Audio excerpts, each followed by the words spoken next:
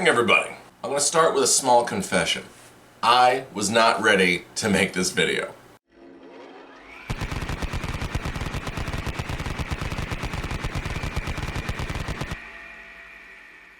So for content, I've been trying out this small formula of do an unboxing and then a couple weeks later, show the build. Well, the unboxing video for this was done some time ago. You might remember I was very mad at the seller.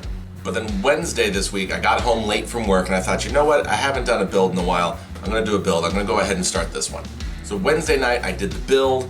Thursday morning, I did all the software updates. Thursday afternoon, I listed it. And now this is Friday morning. I should be drinking my coffee, having a leisurely morning before I get ready for work. And I have buyers already lining up. So forgive the wardrobe, forgive the morning beard. I think these are the first words I've uttered this morning, so my throat's a little but we're gonna power through this real quick because it looks like this one's going out the door.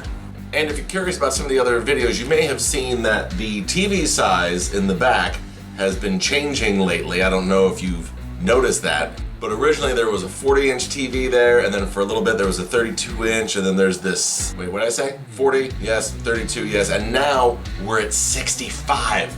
But this video is not about this bad boy. We'll talk about that one another time.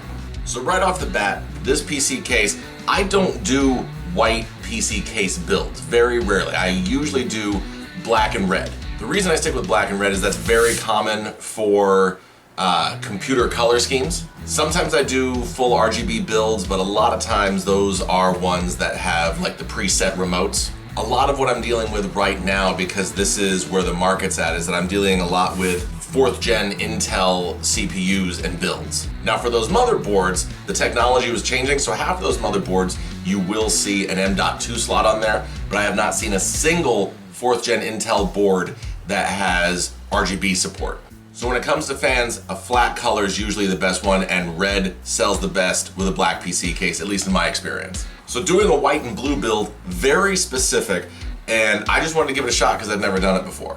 And most of what this channel is built around is me trying stuff I've never done before. So this case is the DIYPC Gamestorm-W. I'm assuming the W stands for white. And when this originally shipped, which is also the way that I got it, you have obviously your intake here along the sides with a clear panel across the front.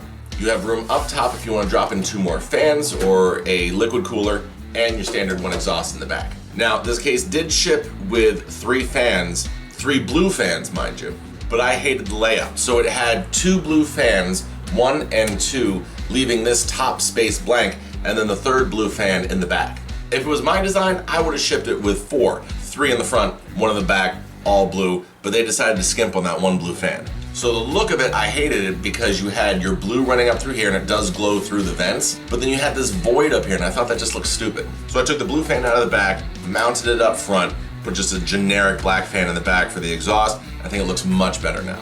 Let's hop inside real quick, see what we got. Now that we're all up close and personal, we can see the layout of the computer. Layout and space has been one of the things that's really been bugging me about the cheaper cases lately.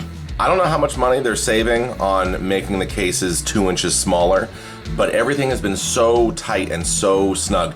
Cable management has almost been impossible. Not the case with this case. So you can see we have plenty of space for this motherboard, even a slightly larger motherboard. We have space at the top to run our 8-pin power connector. We even have enough space at the top to run a radiator if we chose. Plenty of space for our graphic card, which is a 2-slot card, and for our Wi-Fi Bluetooth card. Plenty of slots along the side for cables, and across the bottom to run our, USB, HD audio, all of that. Now, one of my big complaints about this case when I first got it is because I did buy it used, and I did ask the seller if it had the hard drive caddies, and they're like, yeah, it sure does, and it didn't. Funny enough though, I did have an old Dell OEM caddy that was able to fit in there, so our 2 terabyte, standard hard drive did fit, and obviously that's right down here. However, another thing about this case that I'm sure you've noticed in the bottom right corner is that it does have 2 mounts for SSDs, which is great because that's what we ran our boot drive off of.